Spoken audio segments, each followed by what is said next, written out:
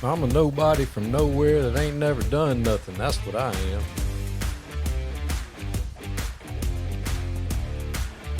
An old head. These young coaches, I tell you what, I can't figure these jokers out. They got a backpack on and tight something. I don't know what they're doing. They're getting on my nerves, I can tell you that. I know what ain't in the backpack. A string and a let me paint that line for you. That ain't in there. That's for sure.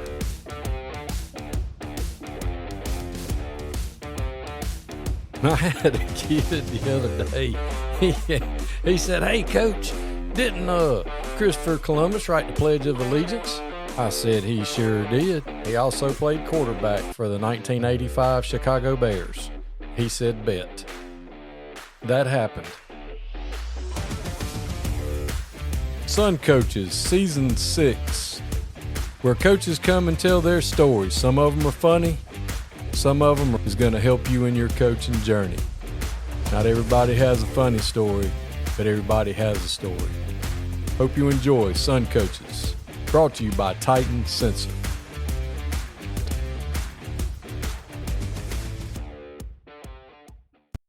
Sun Coaches is proud to partner with Titan Sensor for Season 6 and 7. Titan is made in the USA, proudly founded and based in Texas. When you connect with Titan, you are not alone. You can collaborate and share templates with other coaches across the country to build reports and foster competition. Used by programs such as State 6A, Georgia State Champion, Grayson High School, Titan can tailor a package to fit your needs. The eye in the sky never lies. Improve your team's performance with Titan.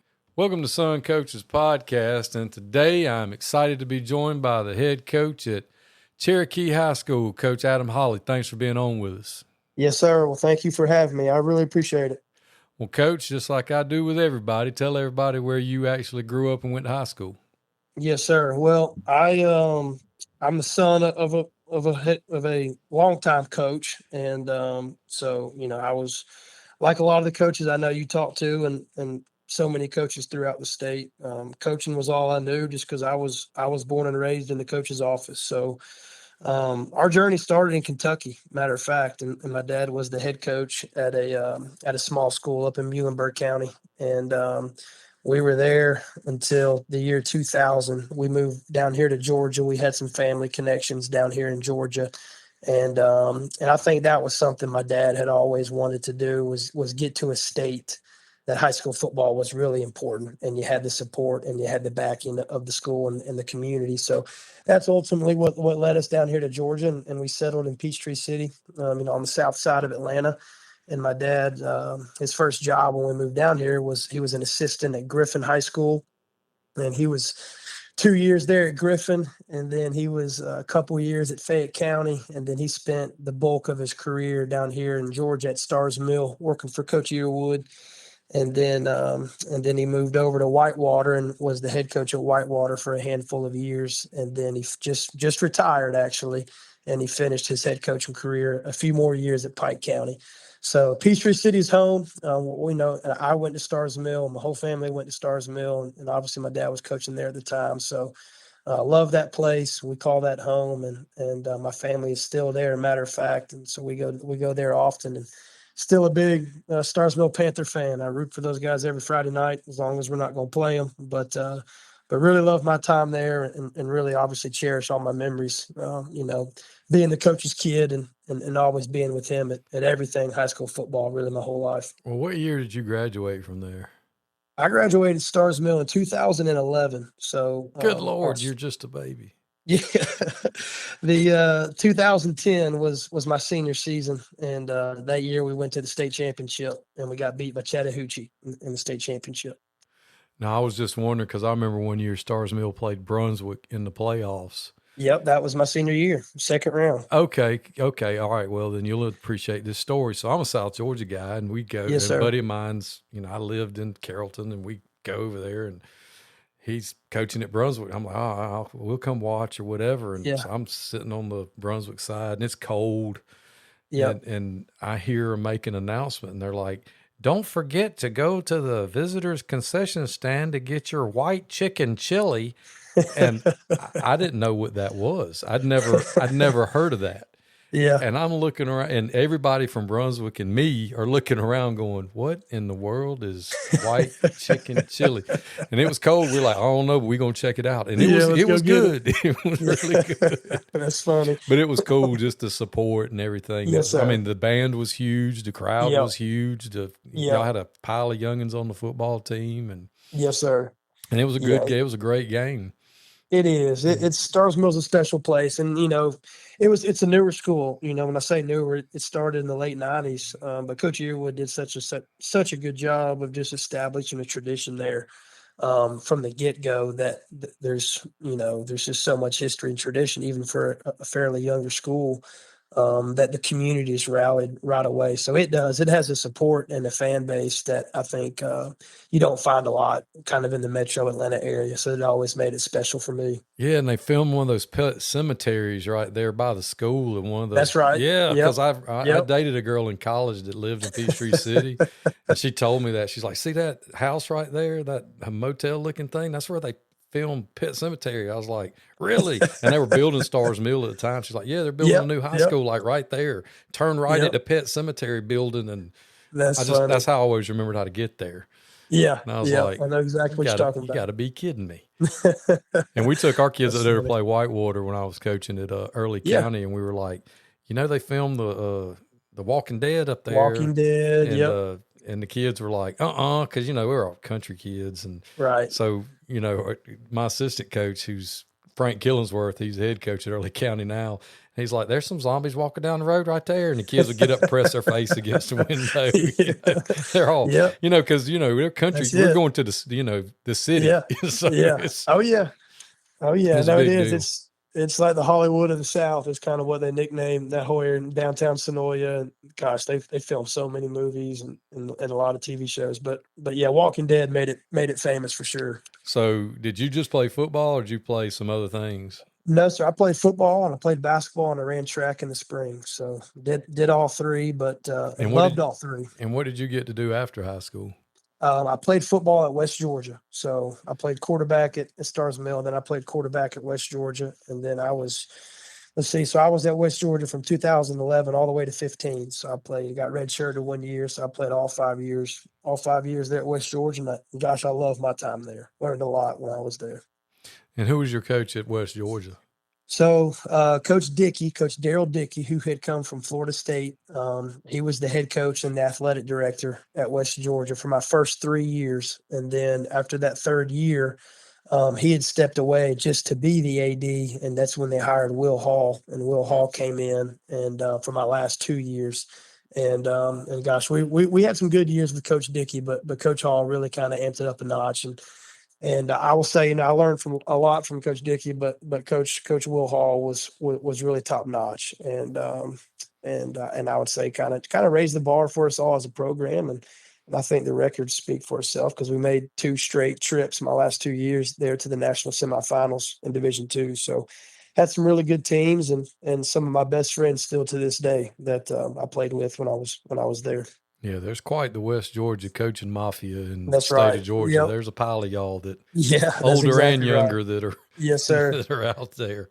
Yes, sir. Yep. And I know that's special to y'all when y'all get together. Y'all like to make it known that West Yes, sir. Georgia's well represented in the coaching That's ranks right. in the state of Georgia. Yes, sir. Yep, it is. And that's awesome. What did you know all along being a coach's kid? I mean, did you always want to teach and coach, or did your daddy go, "No, son, you're going to do something else"? Yeah, that's right. My mom would try to say, because my mom's a teacher, and she was like, "Please do anything, just don't be a teacher and a coach, because you're going to be poor your whole life. You're going to be broke, and you're going to be working to death." But deep down, obviously they love it, and I did. I would say, if I ever said I was going to do anything different, I was lying. I knew when I was a little kid, this is what I wanted to do, and I just saw the impact my dad had on kids. I saw the impact all the high school coaches I was ever around had on them, and I wanted that. I wanted to be able to kind of return that favor. And I think about all those coaches that impacted my life. That was just something I just knew the good Lord was drawing me to. That, hey, now it's your turn. You step up. And now I'm calling you to go impact these kids and to set them up for success in life. So I would say I definitely did when I was a little kid. I just loved it. I loved being at the field house. I loved being on the practice field. Obviously, games on Friday night were always special to me. So I did. I knew early on that, gosh, there's never going to be a time where I want to step away from this. So I feel like I got the best job in the world, being able to do this the rest of my life.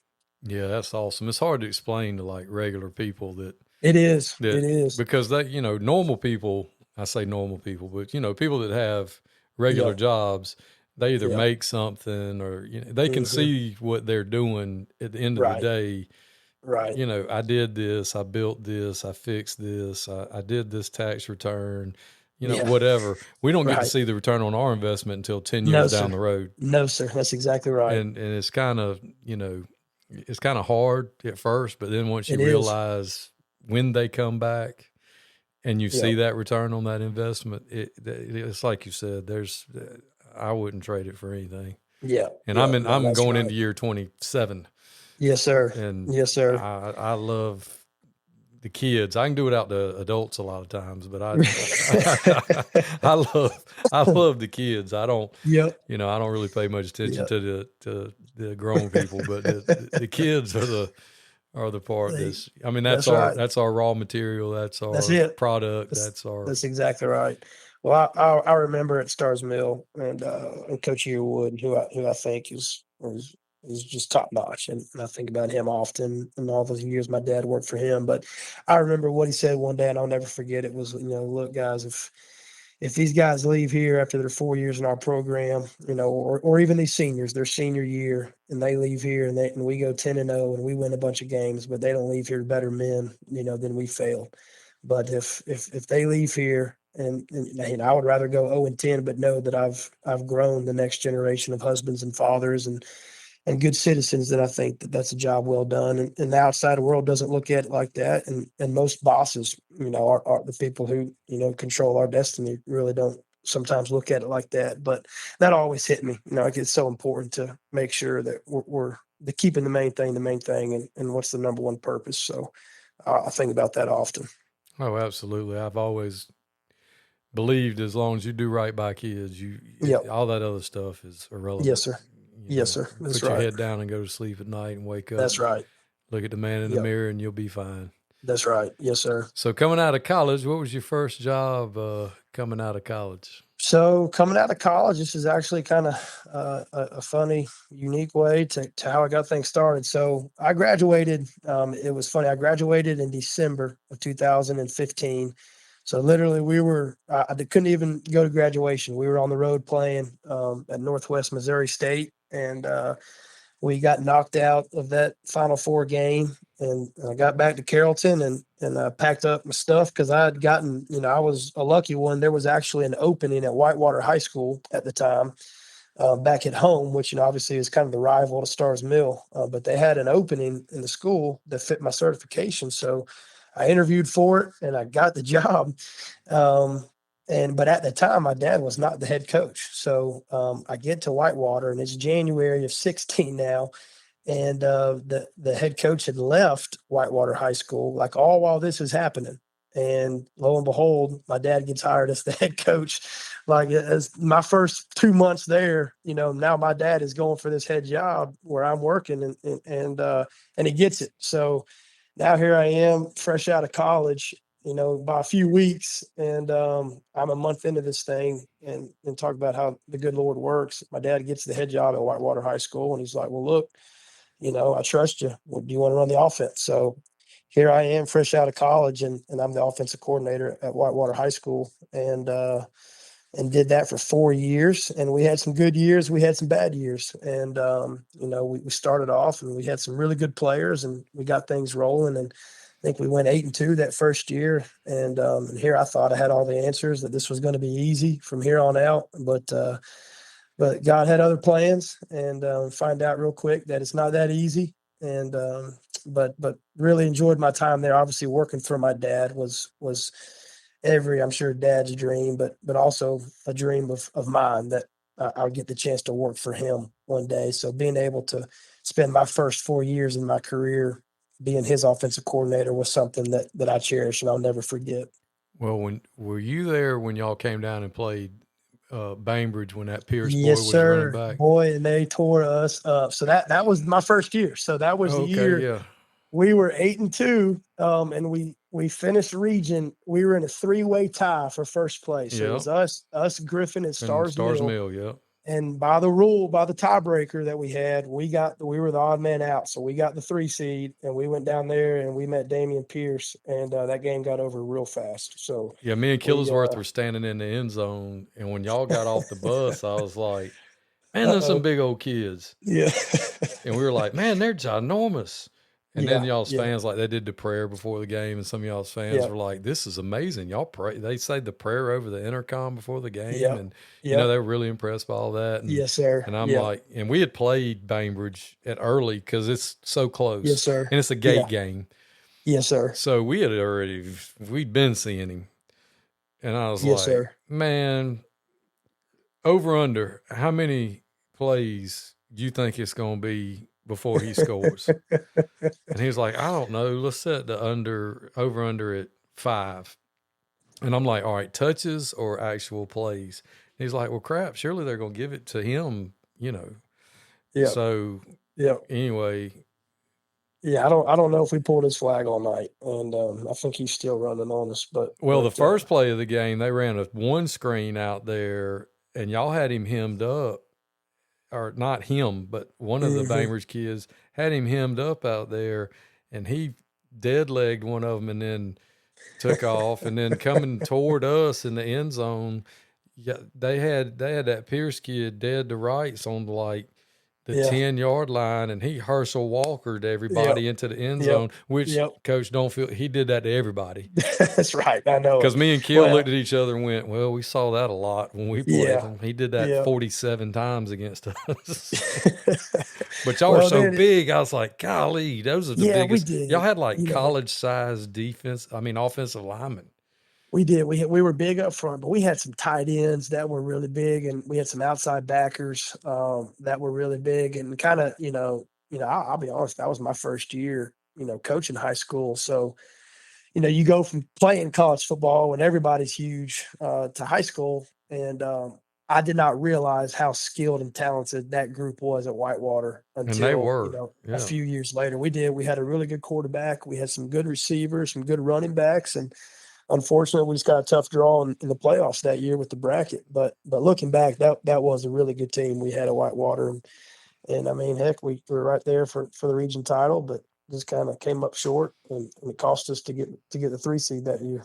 Yeah, I just remember being at that game because that kid was. Y'all looked so good coming out there and played so well, but it was just. Yeah, they were just faster, and that's right. And then they had him. I mean, he was like an eraser.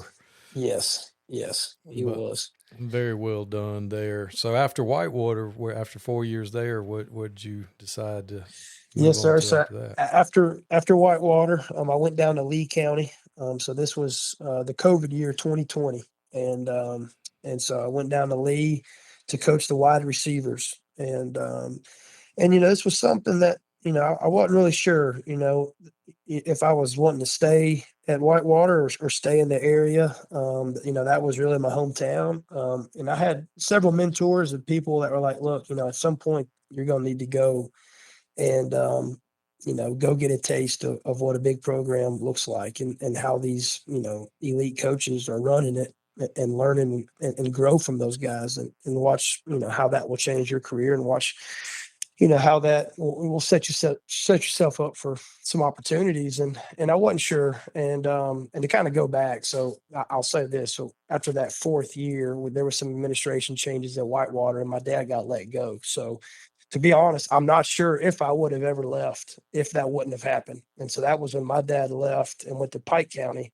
But so now I was in a situation where I was like, all right, well, if you let him go, I'm going too, so this is kind of a package deal. So that was really what started that transition. But kind of looking back at it, and I think my dad would even echo the same thing. Golly, I'm so glad that I got the opportunity to go down to Lee County and work for Coach Fabrizio and learn from those coaches, because, you think you got all the answers. Then you realize real quick, you don't. And to learn and grow with him, working for him, was unbelievable. And it was a culture shock at first. Obviously it's South Georgia and it's big time football, but you know, that year I spent with Coach Fabrizio, working for him, working at Lee County, was amazing, and I think about those days often.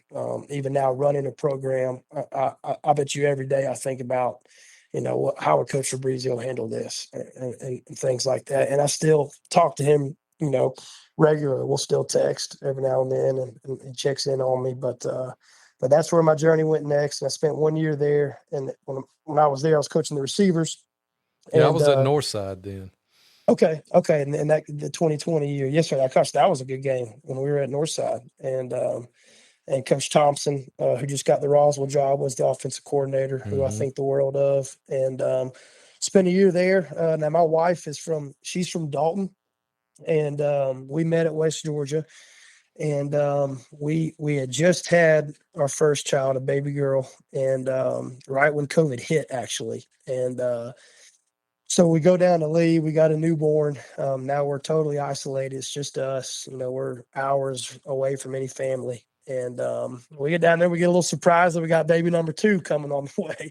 So we find that out. Let's see, that was January or February after that, the year. So we went to the state championship, and that was the year Buford knocked us out in overtime, and we're about to score, because we held them to a field goal. So they're up 3. All we got to do is we score and we win. And we're about to, our running back Juju was about to go in and score. And the Buford guy popped it out, and we fumbled the ball, and they jump on it. That was game over. So, to talk about a tough way to end the season. But it was about a month or 2 later, we found out that she was pregnant again. And we kind of had to have some hard conversations about, all right, well, what does this mean?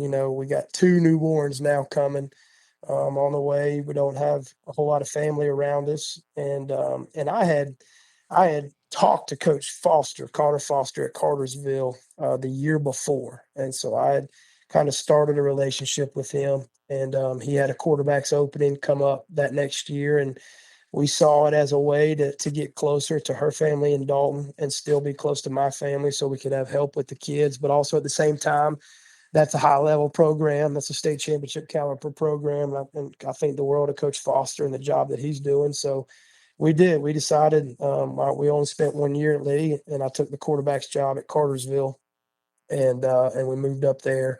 And so that was 2021 when we did that, and we've actually lived in the Cartersville area ever since. Even though I've kind of bounced around, but that's kind of where it went next. Was my opportunity to go to Cartersville and coach quarterbacks, and had a really good team. We went undefeated, and I think it was Warner Robins knocked us out in the second round, and we were 1 play away. And we felt like, gosh, talk about a tough draw in the playoffs. We felt like we were probably the second best team in the state that year. But that year it was Ware County that beat Warner Robins in region. So we were the 1 seed. Warner Robins was actually the 2 seed. And by the way of the bracket, we matched up in the second round, and they came up to Cartersville, and they beat us 1 possession game. I don't remember the final, but we were right there on the goal line to punch it in and win. Came up short, and so they knocked us out. But that was a really fun year just to watch. Talk about a community that loves their football. It's Cartersville, and it's awesome to be a part of, and the support they get, and the players that buy in. The culture there is phenomenal. So it was really good. Talk about learning a lot from Coach Fabrizio. There was a lot of other things I got to learn at Cartersville that I'm so appreciative of that kind of stop in my career as well. And how long were you there? So just 1 year. So I was there, and gosh, I love my time at Lee, and I love my time at Cartersville. I didn't, have any plans to go anywhere else, but Coach Clay Stevenson at Calhoun had the offensive coordinator job opening at Calhoun. So I think it was kind of shortly after Coach Davis had left and went to Raven County, and so he had offered me the offensive coordinator job, and I just felt like, well, felt like Calhoun's about on the same level as far as just a program and state championships and what the expectations are and the community buy-in and support that well, here's my chance to get right back to being a coordinator again at a really high level program where championships are expected every year. So I did. I jumped on that opportunity, and there were some things that checked the boxes. We didn't have to move.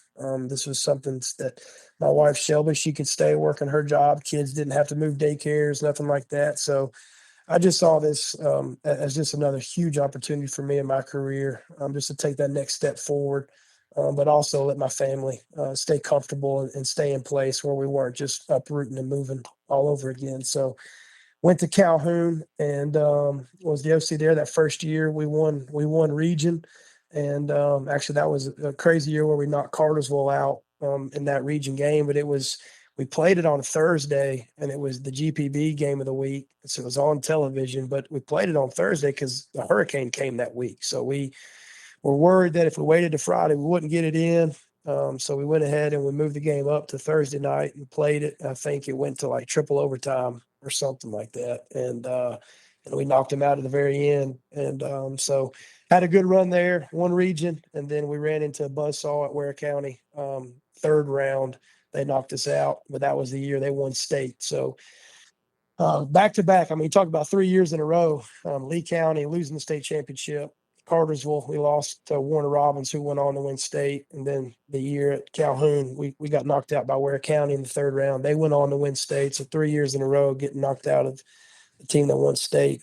We just felt like, we were right there with them, that we were one of the top 2 or 3 teams each year, that we just needed kind of that good draw in the bracket. But unfortunately, we were right there with them. But gosh, they had a heck of a team. And then my second year at Calhoun, we had some injuries and kind of got dinged up, and that was the year we missed the playoffs. So that was just 2 years ago, and so kind of a rough year. I know we fell short on a lot of expectations, but I'll say this: looking back, that was still probably one of the best and hardest coaching jobs was getting through that season, knowing you felt a little shorthanded going into games. But I think the world of Coach Stevenson and always getting the best product on the field every Friday night and putting teams in positions to win. We literally just a couple plays here and there, and that season looks completely different. But it was there that after that year, so really just 2 years ago, that I kind of talked to Coach Stevenson and was like, look, I want to be a head coach one day. I don't care when. I'm not in a race to go do that, but I do want that is the goal. That's the end goal is to go be a head coach and get to lead a program. And I think I've made some stops along the way. And obviously, growing up in a football home, I felt like I was probably more prepared for just starting out my career than a lot of guys. And I saw Cherokee had opened up, and when I was coaching at Cartersville, we played Cherokee. And I always thought they had really good players, got good athletes, and there was something different about this school compared to all the other schools in the county because it's the oldest. It's been around since '56. It's got the town of Canton. It's got a community supporting, so it kind of operates as an old school, small town school, and it's got that feel to it. But yet, it's just over 3,000 kids, and you're in a metro county. But people that know this place will tell you it's very small town. It's very old school. So I knew those things about it. And when I saw it come open, I'd kind of talked to Coach Stevenson. I said, hey, look, I think I kind of want to put in for it and just to get some practice and get some experience and go through an interview process if I can even get an interview. And that's how the conversation started. And I got an interview, and I just felt like after that interview, I felt really good about it. I felt really good about the administration and the leadership that was in charge here. And the direction they wanted to go in was exactly the direction, I had vision for the program. And I think I was just kind of what they were looking for, a younger offensive-minded guy that had been places where I had been. And it just worked out. And it was something definitely the good Lord was in charge of. So, I really wasn't expecting it, but got offered the job. And to be honest with you, I still was a little torn at the time. I wasn't sure. Talked to Coach Stevenson and Coach Lamb and a lot of guys, a lot of my mentors, and just so many of them were like, look, you've got an opportunity right now to go do this at such, an early age in your career. Go do it. And don't look back. Just take it. And so we did. So I did that about a year ago. So I just got my first year under my belt. And I tell you what, it's been a lot, but it's been a blast. I've loved every second of it. So You get your first head coaching job. What was your first thing you decided you needed to do? Hire the best coaches I could, and that was the only thing. I had a long list of guys that I was like, all right, look, if I can just get some of these guys off this list, that would be huge. But obviously, I'm an offensive guy, and so I knew I needed to go out and get the best DC that I felt like could also run a weight room at the same time. That was kind of top priority, and it just so happened Grant Myers, who I know you know well, he was the head coach at Pickens for the last handful of years, and he didn't know me at all. And I hit him up and said, "Look, I know you don't know me, and I really don't know you personally, but I know everything about you. I've watched you from afar. Have a lot of respect for what he does and the way he ran his program at Pickens. And didn't know what his next plan was when he left Pickens, but I knew we were close by. I mean, we're the next county down. So I was like, look, I want you to come be my DC and come run the weight room. And he after some time, I know he had plenty of options on the table, but he decided to take it. And I think it was an opportunity for him and his family to not have to get up and move. They actually live in Canton, so getting him was a huge piece to getting this thing going in the right direction. And I'll credit my administration; they worked well, and we had some openings come up. And every time we get an opening, they say, "Hey, we got this. Go get your guy you need." So we were able to kind of piece together. We have a staff of about 16 coaches here at Cherokee. And I would say about half of those guys I was able to bring in that first year, about a year ago. So that's not normal, in a lot of metro schools, but being able to come in and bring 6 or 7 new coaches in with you, that was when I knew that we could get this thing going in the right direction pretty quick, if we were able to get it done, and we did. So that's a credit to them. But I knew this was only going to work if we can get the best coaches in here, and I do, to brag on my staff. They do an unbelievable job. So excited to see how this thing will grow. So, what's your program like? How do you want to establish your program? What's your goal? I mean, I know what your goals are, but like you walk in, you got, all right, I got my staff, Avengers assemble, I got them. Yes, sir. All right, so now you walk in. What are you selling to the kids? What are you trying to build your culture around? Yeah, well, Because you've had all this kind of time to get ready. You've had all these right. years to watch your dad do it and Coach That's Earwood right. do it, and you've worked for great guys and great programs, but you've had to have been writing down, all right, when I Yes, get to sir. sit down, this is what I'm going to do. Yes, sir. All right, so Yeah, and so what you going to do, Coach? so I did. I'll say, obviously, there's a lot from my dad, that some things that he did, and I'll say this, that my dad will be the first one to tell you he always saw coaching as a ministry, and that's the only way he ever saw it. That if he could grow his kids to be better young men and grow their faith, that was always top priority to him. So that's always very important to me, and that's something we preach hard here. Is the number one most important thing that we're going to talk about, that we're going to care about, that we're going to make sure that you're growing in, is your faith and your character. But then I think about my times with Coach Fabrizio and how unbelievably detailed he is, just with every second of every day. And it's not just in season, it's out of season, and how he takes care of his players, the way he pushes his players and works his players. And I will say this, the way he demands accountability from his staff. That was something I really learned a lot of, is how to organize the program and the structure of a coaching staff, and place responsibilities on the staff and hold them accountable to those things. So a lot of that, I would say, I try to bring here, his program organization, the way we meet with kids, and the way we meet as a staff. We have staff meetings once a week, and I will say, I try to structure them a lot like he did, and those things. So a lot of the organizational pieces, and just being extremely detailed in your time, and not having any wasted time, but honestly, script it all out. Like, it doesn't matter if it's in season or out of season. We want everything to be scripted and according to a plan, and to not have any wasted time. So got a lot of that from him. And then Coach Foster was just so much culture, and just getting so much community buy-in. I would say just what he does there is phenomenal. Obviously, the wins and everything speak for itself, but a lot of the culture aspect and ways to get the community involved and the kids excited to want to wear the Cherokee jersey on a Friday night.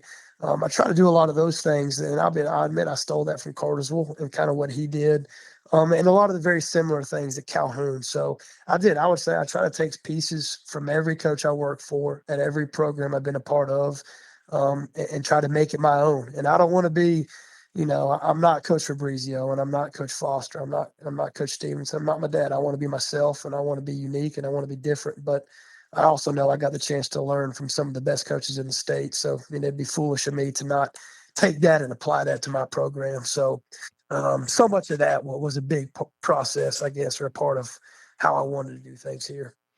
What's been some of the most challenging things so far about, sitting in the big chair as opposed to, because we'd say all the time, it's real simple to sit back and Yes, talk sir. about what we would do. Yeah, that's right. But then when everybody's looking at you and you're like, well, this is what we're going to do.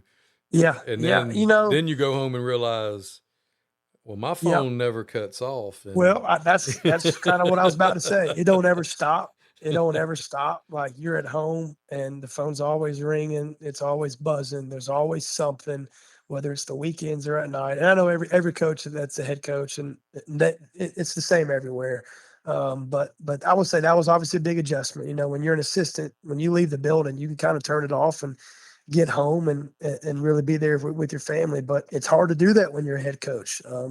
There's administration that needs things. There's community. There's boosters, the touchdown club. There's so much. And like you said, the easy part's the kids. Like the kids on the team, they're easy. They just you got a plan for them. They trust you. Well, they're going to do it. But it's a lot of the adults, and that you got to kind of always work with. And sometimes we don't see eye to eye. It's just is coming to a solution together. But I would say that it's just the fact that it never stops. It's always something. And just learning to deal with and work with adults. That I would say has probably been the biggest adjustment for me. well, I'm interested to know for you younger guys that, you grew up playing the game in the modern era and, Yes, sir. and playing and coaching in this modern era. So it probably doesn't bother you like it bothers some of us old heads because it is what it is to you. You don't know Yeah. any different. Yes, sir. Is there anything about the high school game right now that you're like, all right, guys, it's ours now. Yeah. We might want to look at this before it gets down the road, Right. as it Right. evolves. Is this where we want it to go? Is there, or are you satisfied with where things are for high school Yeah. football? I think the coaches here on staff, if they heard me, they'd be nodding their head and yes. I know I'm younger, and I'm still early in my career, and I don't have any answers. I'm still figuring it all out. But I am old school. I'm old school at heart. I still think old school, and that's probably just the way I was raised and the way I believe things. And so there's a lot of things that are going on, obviously, in today's game that I'm like, gosh, I would have never done that. We would have never done that when I was in high school, and that was only 15 years ago. But Right. but still, I mean. I think so much has changed, obviously, with the social media. There's just so much that is taking the importance off the team and off of what we can accomplish together to the individual. And now, what can I get that's mine? And I think a lot of that is recruiting. I think has obviously changed, and I hate the way it is right now. I think it's harder to go play college football. It's harder to get recruited ever now than it ever has been. Like I think about the team we had this past year. Gosh, we signed 7 or 8 seniors to go play college ball, all D2 or lower, but a handful of those guys, like our quarterback particularly, they're so skilled. And if this was 10 years ago, 5 of them are probably signing Division I scholarships. So I hate the way the recruiting has changed. I think the scheduling has gotten very difficult. There's just so much overlap with other sports, and there's just so many things pulling the kids in different directions. It's hard to keep them completely, all in, body in all the time. They're just getting pulled to so many voices in their head that we never had to deal with. But that's just a reality now. You kind of got to learn to work with it and to make the most of it. And that's something that I'll say, even when I was starting off, it was like, hey, when summer hits, it's football time. It ain't time to go play travel baseball and travel basketball. That's football time. But as I've grown and realized the reality a little bit more, if you got kids that are playing baseball and basketball and you want them to help you in the fall, then you better be flexible with them in the summer. You better allow them to go play in their travel tournaments. You better allow them to go play in AAU tournaments, because the reality is that's how they get recruited to go play at the next level in those sports. So those are a lot of the ways that I've grown, I guess, and kind of seen changes in myself that I probably wouldn't have, I was not doing, 5 or 6 years ago even. Yeah, it's definitely a challenge because they're so, like you said, they're pulled from so many different directions. And Yeah. you say, all right, you got June. Yes, sir. Y'all can go do all that other stuff. But July, after we come back from the 4th of July, Right. It's time to go. it's football season. Yeah. It's time The to end go. period.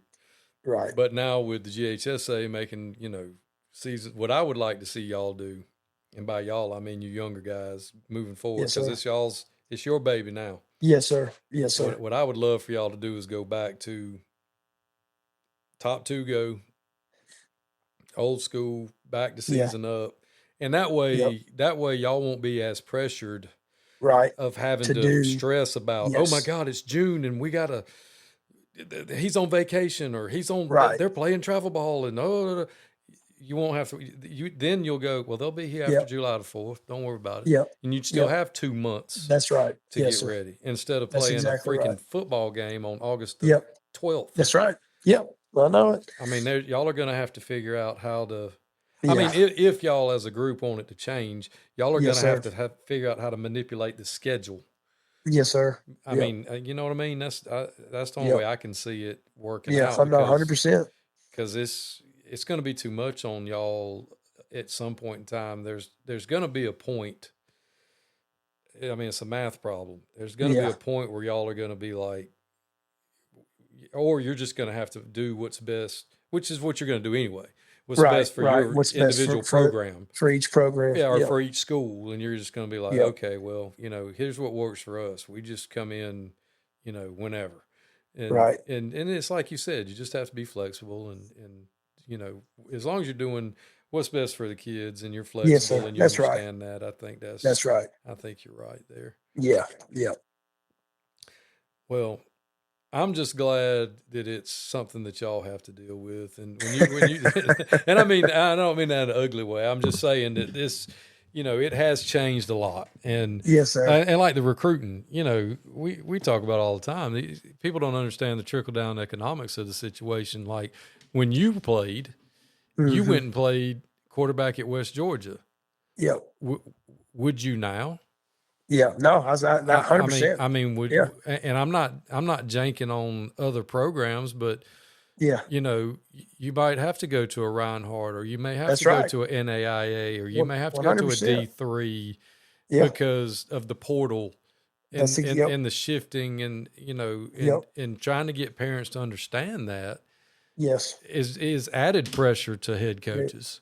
It is. It and is. getting And them to understand that, look, your child, I can't control what they want. I can Yep. control if they play here. Right. I don't Right. control whether they want. I'll help him.